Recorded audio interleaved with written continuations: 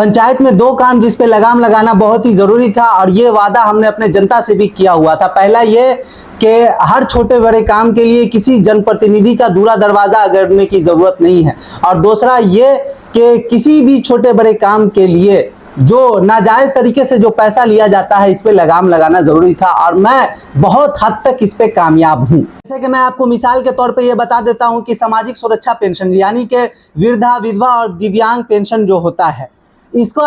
Apply करने का जो प्रोसीजर होता है, आज मैं आपको मिसाल के तौर पे ये दिखा रहा हूं कि मेरे काम करने का अंदाज क्या है। ये वो काम है जिसका फायदा किसी निजी व्यक्ति को डायरेक्ट पहुंचता है, और ऐसे सारे अलग अलग काम जो भी हैं मैंने अलग अलग रजिस्टर हुआ है। जैसे कि ये मेरा सामाजिक सुरक्षा पेंशन का ये रजिस्टर, और मैं सबसे पहले लोगों से डॉक्यूमेंट कलेक्ट करता हूं, और डॉक्यूमेंट इकट्ठा करने के बाद मैं खुद से फॉर्म को इस तरीक़ा से भरता हूं, और फॉर्म भरने के बाद इसे ले जा करके ब्लॉक तक जमा करता हूं जो इसके ऑपरेटर है उनके पास। और ये मेरा रजिस्टर है, मैं उनका नाम, उनके पति का नाम, आधार नंबर और मोबाइल नंबर ये सब वगैरह नोट करता हूं। और यही नहीं बल्कि मेरे काम को देखते हुए जो अदर पंचायत के लोग हैं, अगर वो भी हमको कॉल करते हैं तो मैं उनका भी काम उतनी ही आसानी से कर देता हूं जितना कि हम अपने पंचायत के लोगों का काम करते हैं। जैसे कि मिसाल के तौर पे देखिए 11 पंचायत का है, ये 11 पंचायत के भी लोगों का मैंने काम किया है। जैसे कल ही मेरे पास एक डॉक्यूमेंट आया है, ये कि गंगटी पंचायत का है,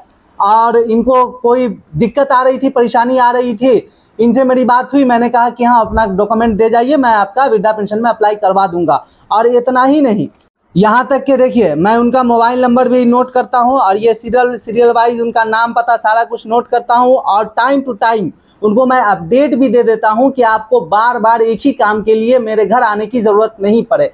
और इसके बाद का जो प्रोसीजर होता है कि जीवन प्रमाणीकरण करना, यानी कि जिनको EKYC बोलते हैं, वो भी मैं खुद से ही उनका कर देता हूं। तो ये मेरा काम करने का अंदाज था, और मैं इसलिए आप लोगों से ये साझा कर रहा हूं क्योंकि मैं वो जिम्मेदार जनप्रतिनिधि हूं जो ये जानता हूं कि मेरा जो ये 5 साल का कार्यकाल है, इस 5 साल के कार्यकाल के बाद हमको जनता की अदालत में जा करके अपने किए का जवाब देना है। और ये मेरा वही आंसर शीट है कि मैं जनता को ये बता सकूंगा, मैं उनके अदालत में जब जा करके जब खड़ा होऊंगा तो मैं ये कह सकूंगा कि मैंने इतना इतना काम किया है, और इस तरीके से अलग अलग काम के लिए मेरे पास अलग अलग रजिस्टर। और ये वो काम है जिसका डायरेक्ट फायदा सरकार से पब्लिक को पहुंचता है। धन्यवाद।